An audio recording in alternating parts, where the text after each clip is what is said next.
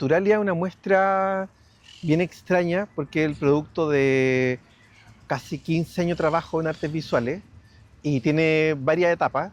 Y en esas varias etapas parte con la colección vecinal, que es un proyecto donde yo pedía prestar las obras de arte a los vecinos de un sector. Me tocó trabajar en diferentes comunas como Pedro Aguirre Cerda, Recoleta, Independencia, Vitacura, Caxias do Sul en Brasil y otras partes del mundo. Y en general lo que me entregaban, yo iba a las casas pidiendo prestar obra de arte y ellos me entregaban algo que ellos consideran como tal. Y en general en todos estos lugares entregaban pinturas al óleo o al acrílico colgadas sobre sus sillones. Entonces ahí me empecé a dar cuenta que sí existe un arte, pero que no está en los museos, sino que está en las casas. Y existe algo así como un arte de las casas. Y eso empecé a descubrir hace el año 2008 y hasta el día que lo repito. Con todo ese tiempo me tocó en algún momento hacer la colección vecinal de Matucana 100, el año 2013, y en un momento estábamos montando la colección vecinal y estaban todas boca abajo. Y cuando las vi boca abajo, vi que toda la espalda de todas estas pinturas parecía como un desierto. El lino por detrás se ve seco y los hongos y los textos que aparecen dentro de esto dan como una identidad a la pintura. La pintura nosotros creemos que es una representación y hay que tener cuidado porque la pintura es una presentación. Es decir, si yo veo, por ejemplo, pintado un caballo en una pintura, es un caballo representado, pero el caballo tiene una espalda, que es el lino, tiene un bastidor que lo afirma, tiene un marco, un alambre, un clavo. Entonces una pintura es varias partes de algo y el caballo está en otro cuerpo, que sería la pintura. Al estar boca abajo, también da cuenta de otras preguntas que no se puede hacer sobre una pintura, que no se saben. Y la historia del arte, que yo vengo de esa área, como de estudios, uno estudia al artista, el estilo y varias cosas, y en ese estudio con estas obras no se puede hacer, porque no hay autor, o sea, lo hay, pero no es conocido, no hay estilo, pero no se sabe, nada se sabe. Pero lo que se sabe es dónde se colgó y quién lo tiene, y qué historia esa persona le da a esa Perfecto. pintura. Cuando yo veo esto como de guata, este arte como todo de guata, digo, parece como un desierto, ni quedó en el aire, esa pregunta. Y yo estaba estudiando una pintora naturalista de plantas inglesa que vino a Chile en el año 1882 a pintar la naturaleza endémica de Chile. Ella quería pintar la puya y la araucaria y era muy interesante porque venía, para mi gusto, por plantas puntiagudas. Y decía que en Chile había mucha planta puntiaguda que era mirada en menos. Era como vista como media como que no era fancy, decía ella, como que no era cool. Entonces, esa cosa como mirada en menos de las plantas que tienen los chilenos, con estas obras de arte miradas en menos, porque están en las casas, las vinculé. Y dije que hay algo parecido. Entonces me puse a investigar álbumes antiguos de la ciudad de Santiago, del Valle Central, y todo era de color amarillo. El color verde, como este parque que estamos ahora, no existe. O sea, existe para nosotros, pero fue una invención del siglo XIX. Las grandes burguesías del carbón, de la extracción de cobre, de plata, etcétera, se juntaron entre todas y dijeron, ¿por qué no hacer algo como medio verdoso? Porque como somos grandes familias si no tenemos un parque o un árbol o la humedad. Entonces, entre todos ellos pusieron plata, se juntaron con políticos liberales, en este caso Vicuña Maquena, que fue el que gastó, hizo todo el gasto público y más que eso, y crearon los parques y los jardines.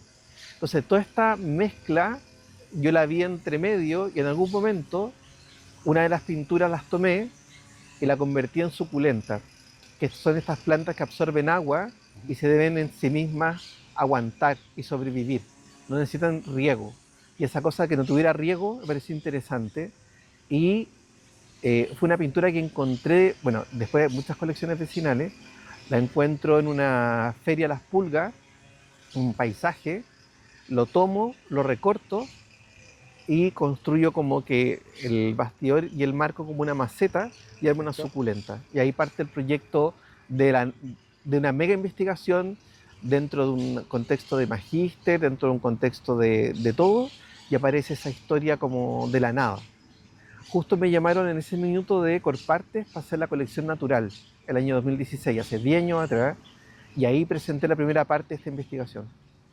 Gonzalo, y dentro de la Galería de Artes Visuales del Centro Cultural, va a haber una réplica de lo que es el invernadero de la Quinta Normal.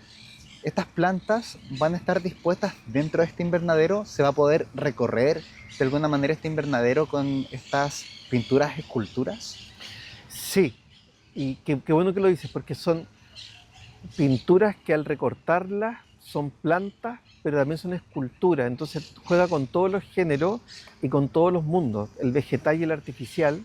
Y uno va a poder, al entrar a la galería principal de Matucana 100, que es un espacio muy grande, muy antiguo también, la idea es que generamos una réplica en miniatura del invernadero que está atrás mío, que es un invernadero que yo adoro, porque los invernaderos son muy poéticos en sí mismos. El invernadero es como que es una época, es hierro y vidrio, siglo XIX por completo, son las burguesías extractivas que parten y construyen estos grandes imperios, pero tienen algo interesante, que adentro tiene un microclima que hace que la planta de afuera pueda existir, sobre todo plantas exóticas que necesitan cierto grado de humedad y calor para poder vivir, pero también el vidrio hace que no salgan, tiene una cosa de corte, porque si llega a salir la planta hay un daño ecológico muy grande que ha sucedido. Muchas veces han salido las plantas y son plagas. Y el día de hoy son puras plagas de plantas que nadie las quiere porque se comen a las plantas endémicas. Entonces lo exótico y lo endémico, lo de afuera y lo de adentro, lucha. Y el día de hoy también pasa eso. Hoy día hay una gran lucha entre los migrantes y es la misma lucha de las plantas. Y ahora estamos escuchando alrededor de nosotros muchos loros, que es una plaga que entró en algún momento y se tomó todas las copas de los árboles. O sea, a mí esas cosas que son como entre naturales y humanas, sin caer en lo no humano, porque yo no creo que somos demasiado humanos para hablar de lo no humano, hace estos juegos de sentido que me parecen interesantes. Gonzalo, y además de la reproducción de la estructura misma del invernadero y además de estas pinturas, esculturas, ¿cómo está pensada la curaduría o cómo está pensado el recorrido por la muestra? ¿Son 3 salas, son 5 salas? ¿Cómo es un poco la invitación a este recorrido y a este camino a través de la exposición? Uno entra a la galería y ve esta réplica hecha en fierro. Adentro están estas plantas, pinturas, esculturas y no se sabe. Cada uno de los maceteros son bastidores y marcos, los tallos son los alambres, las plantas van desde plantas muy puntiagudas, como el Marian North, esta pintura que yo le hacía, son palmeras, básicamente. Hay filodendros también, hay de toda una mezcla de plantas que están como de moda, pero no. Por ejemplo, el filodendro es casi el alma de la muestra, se puso de moda, me acuerdo que para colección natural me tocó hacerlo, y después había muchos filodendros y fue bueno porque se olfateó lo que había ahí, estaba circulando. Y el filodendro, como el arte es muy poético, como las plantas son muy poéticas, el filodendro se hace hoyo a sí mismo para darle luz a la planta, al filodendro más joven. Entonces uno ve un filodendro, la estructura, las plantas más viejas tienen más hoyos y las más jóvenes no tienen hoyos. Entonces es una poética también del linaje. O sea, uno nace en linajes familiares donde los más viejos se autodestruyen por uno y uno es consciente cuando se pone más viejo. Entonces, cada planta va a hablar de una historia personal dentro de este lugar, uno las puede recorrer y lo bonito es que este invernadero no va a tener vidrio ni nada. Entonces uno puede entrar y salir, entonces el espectador es un agente contaminante, tanto de que observa esta planta y puede salir y entrar por donde quiera. Hay una entrada, por supuesto, pero la separación entre rejas uno puede hacer como un juego que desde arriba parece una jaula de pájaros. Creo que la gente también podría parecer un pajarito en ese lugar. En el recorrido de la exhibición Naturalia hay otras 2 salas más, que es todo lo que yo trabajo en esto, lo que recorto, las tijeras, los clavos que saco, cuando rompo un pedazo de madera y voy juntando todo esto en sacos de harina, y estos sacos después los voy a tirar en el suelo y voy a crear una suerte de toda la basura del arte. Que se llama el arte como basura. Hoy día está muy de moda el tema del residuo en el mundo medioambiental y ecológico, pero yo creo que la basura es una palabra más divertida, porque yo estas plantas, estas pinturas las he encontrado en la calle, en la cuneta, como basura, no son residuales. Residual es una palabra muy académica, Lo es. a mí me gusta más la cuestión más, la basura nomás. Y el arte como basura también hace que la gente, cuando uno dice eso, todo el mundo del arte se pondría en contra, porque todo el mundo protege el valor del arte. acá no se protege tanto, se rompe el valor del arte, se rompe las autorías de todo, quién es el autor de qué, y va a haber un mar donde uno va a poder verlo desde un podio. Todo está como sitio arqueológico de todas estas pinturas y esculturas que he trabajado también, de yeso, mal hechas, y todo está junto. Y al lado de la otra sala va a haber una sala de textos, en donde se va a preguntar quién escribió el texto de la sala, que también me parece interesante por qué tenemos que leer para poder ver, que es una pregunta que siempre me ha rondado la cabeza. Gonzalo, tener estos espacios, estos momentos dentro de la muestra, como con las costuras al aire, como con las costuras de la pintura y de la escultura al aire, ¿qué, qué búsqueda hay ahí fundamentalmente? Y además es una búsqueda que ha cruzado toda tu investigación, toda tu carrera. Yo creo que bueno, soy chileno, nací en Chile y me crié acá, y mi familia tenía cuadros al óleo puestos en la casa, y mis amigos también en sus casas, mis compañeros del colegio. Yo hacía la cimarra para el Bellas Artes y no había una colección permanente, y es muy raro que no haya una colección permanente en un museo, es muy extraño, porque todo museo tiene su colección permanente y uno un cuadro lo puede ver hasta 100 veces, y a verlo 100 veces te queda en el corazón ese cuadro. Uh -huh. Yo cuando iban o no había muestra o había muestra, estaban como armando una, y el arte que yo más vi fue el de mi casa. Y es un arte que uno podría decir qué pintorera, con esas voces como que uno pone cuando habla del arte importante. No, era un arte de pintores que nadie conocía, pero que tenían un sentido familiar. Mi papá tenía uno de él, según él, que era un paisaje con un tipo con una carreta, y me decía siempre, toda persona le toca empujar una carreta. Es así. Y digo, ¿qué pasa después? Se muere. Me decía eso. Y por otro lado, había una marina y me decía, mira esta marina, es hermosa. Y es como, es tu mamá. Yo la amo, es hermosa, es profunda, pero cuidado. Si te toma, no te suelta. Y entonces cada uno tenía como que mis papás fueran un cuadro, y yo pensaba que quizás mis hermanos también eran otro cuadro, pero también me daba cuenta que en esos cuadros al lado había un gomero. Y que ese cuadro del paisaje con la marina y con este gomero nos observaban a nosotros. O sea, cuántas cosas vieron y cuánta historia del arte o historia del mundo natural no se cuenta y está muda dentro de estas obras. Si tuvieran un micrófono sería increíble. Creo que ahí uno podría armar una historia de arte de verdad. Y esto me llevó a estudiar historia del arte para entenderlo. Me maravilló el arte contemporáneo que vi cuando chico porque lo encontraba muy raro, pero este arte de las casas, este arte fuera de los museos o este arte de la cuneta que me encuentro, creo que es un arte que todos los chilenos, mexicanos, peruanos, latinoamericanos y muchas partes del mundo lo hemos visto. Y el museo es algo muy lejano. O sea, porque si todo ese muro blanco hablara de cuánto sudor y lágrimas y clavo ha tenido, sería otra historia también. Gonzalo, el trabajo de colección vecinal, al hacerlo no solamente en Chile, sino que también en el extranjero, la composición doméstica de la planta con el cuadro es un habitual dentro de los hogares, no solamente en Chile, sino que también afuera. Sí, y eso ha sido lo que yo siento que, no sé cómo decirlo bien, pero lo que me interesa y mi obsesión son esas junturas que hace la gente sin querer queriendo, Ajá. pero existen, que es una tele, un mueble, los objetos dentro de ese mueble, la planta y la obra de arte. En las casas hay algo muy especial. Las casas son un museo. Las casas son un museo.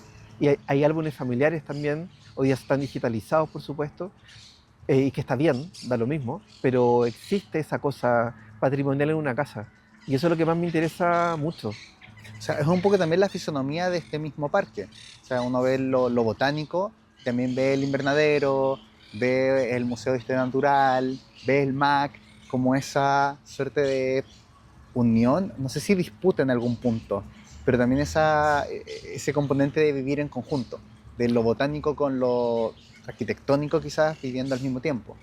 Sí, es interesante lo que tú dices, porque es cultura y naturaleza, que siempre es la pregunta del millón. ¿Por qué luchamos tanto con la naturaleza si nos gana? ¿Por qué hacemos edificios tan altos si una montaña va a ser más alta? Entonces, son preguntas que los humanos tenemos muchas ambiciones y muchas cosas raras, y la historia de este parque es increíble, sobre todo de este invernadero, porque es un invernadero que se data de 1890, pero no existe datación. Lo que sí existe es que la familia Meix que eran ferroviarios, ellos lo traen de afuera. Se supone que los talleres de Eiffel, no se sabe tampoco, no hay data, están en su quinta por república y ellos después lo donan al Estado. Y lo donan para que se hagan experimentaciones en torno al invernadero. Y Filippi, el que construye este edificio que está al otro lado del invernadero, lucha por armar una colección del mundo del reino vegetal en Chile. Y este invernadero se arma con la idea de que pueda tener plantas de todo Chile, del norte y del sur. Pero cuando uno revisa bien los registros, las imágenes, las plantas son exóticas. O sea, es europeizado igual. Entonces hay helechos, hay una planta que es súper bonita porque una persona puede estar encima, que es un nenúfar. Estos nenúfares necesitan agua, entonces tienen piscinas climatizadas. Estos estaban basados en puros como jardines europeos, donde los niños se subían encima de estos nenúfares. Se llama la Victoria Amazónica esa planta. Y ahí se va construyendo una historia y además hay ninfas hechas en fierro y pintadas. Entonces, imagínense esto de atrás con el vidrio, todo con esta puesta en escena, ¿para qué era? Quizás para ayudar a conseguir algo para el museo y el museo conseguir algo para esto, pero como funcionalidad, como la idea de la funcionalidad del invernadero como tal no era tanta, era una puesta en escena. Ahora, esta puesta en escena es muy parecida a los inicios de Bellas Artes, que en su como patio central habían plantas y esculturas. Entonces, la puesta en escena de esto por dentro con el Bellas Artes parecía. Entonces, el arte sí es naturaleza y naturaleza sí es arte. Porque al haber una planta en el Bellas Artes era una obra de arte. Gonzalo, y cuando conversamos sobre esta mezcla entre el televisor, el cuadro, la planta, si solamente vamos al tema de la planta y el cuadro, esa mezcla, esa unión en espacios como el Museo de Bellas Artes u otros espacios no se presenta tal. Puedo estar equivocado, pero ¿hay alguna razón por la cual no hay una especie como que se elige una y se deja la otra de lado? Sí, es bien histórica.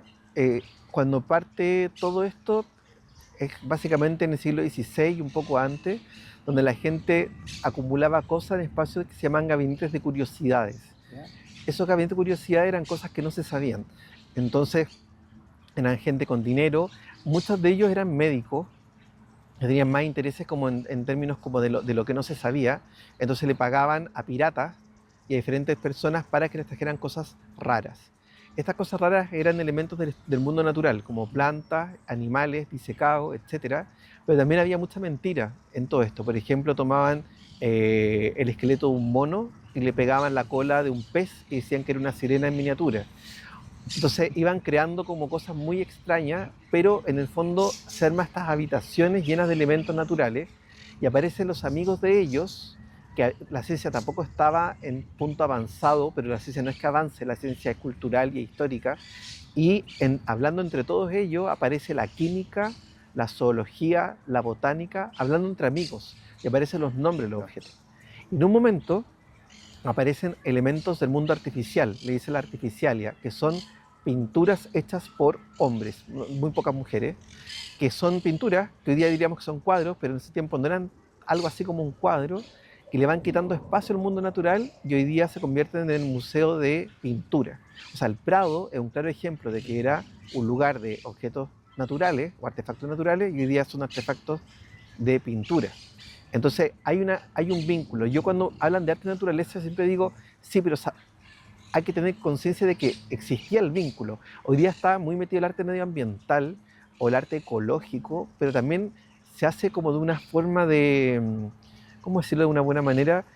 De sacar afuera como algo buenista, como que las plantas fueran buenas. Y las plantas son más allá del bien y el mal. No tienen moral ni ética, son plantas. Y punto. Y lo que más podemos decir nosotros es que son plantas. Y nada más que eso. Porque me llama la atención esta ruptura o sea, en un cuadro, en un ambiente decorativo, la planta y la obra. Entonces pareciera ser que finalmente una le ganó el lugar a la otra, por decirlo así.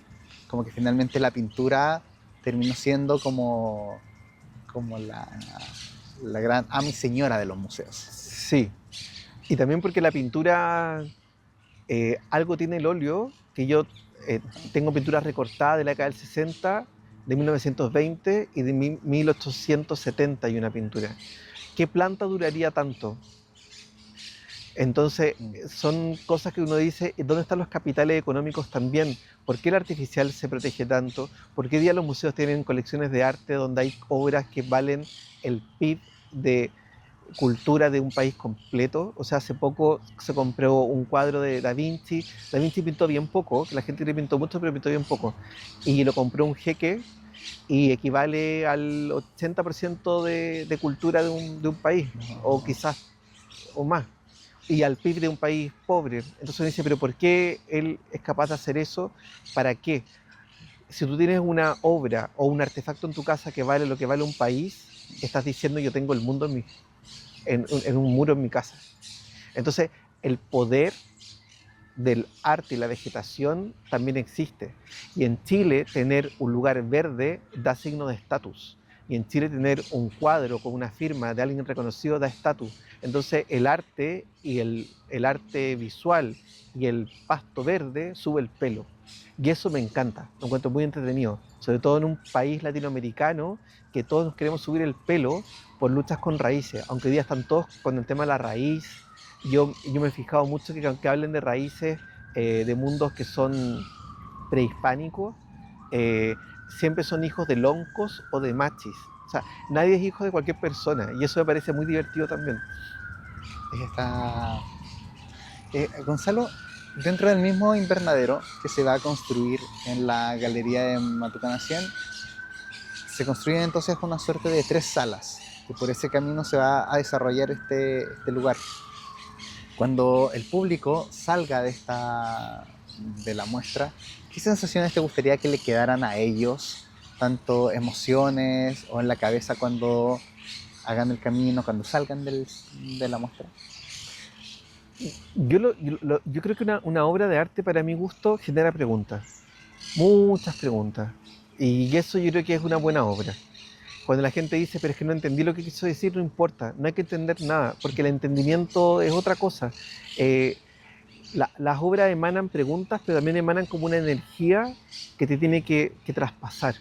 Cuando te traspasa energía y que hay como nubilado, me parece que la obra genera su función. Si lo logro, como creo que tarea cumplida. Ahora son las ambiciones propias de cada uno, pero yo creo mucho en el deseo. Cuando uno desea a alguien, uno desea una cosa, y cuando una obra, que es un artefacto netamente artificial, genera deseo y logra romper tu estructura, creo que la obra se arma. Si la gente se pregunta qué es una planta, qué es una pintura, qué es una escultura, o se maravilla o sale sin palabras, creo que se logra todo. Eh, pero yo creo que el entendimiento es una cosa bien divertida. Me pasa mucho que en todas las muestras de arte hay que leer un gran texto para poder entenderla y la gente dice no la entendí o la entendí. Es como eso. ¿Y qué esto? No sé lo que era, no entendí, pero para no ser tonto mejor no hablé. En la muestra no va a haber un texto que explique la muestra, pero va a haber una sala repleta de textos de dos personas hablando que vieron la muestra y tienen preguntas en torno a la muestra. Y está hecha por mí esas preguntas como también destruyéndome a mí mismo en todo lo que te he contado sobre esto. Creo que la destrucción es bien interesante. Destruir es una nueva forma de comenzar también las cosas. Y si las cosas no se destruyen, es muy difícil. Ahora, cuesta tanto que algo crezca y es tan fácil destruirlo, y es así, pero también la vida es súper impermanente y eso me parece interesante. Gonzalo, muchas gracias. Gracias a ti.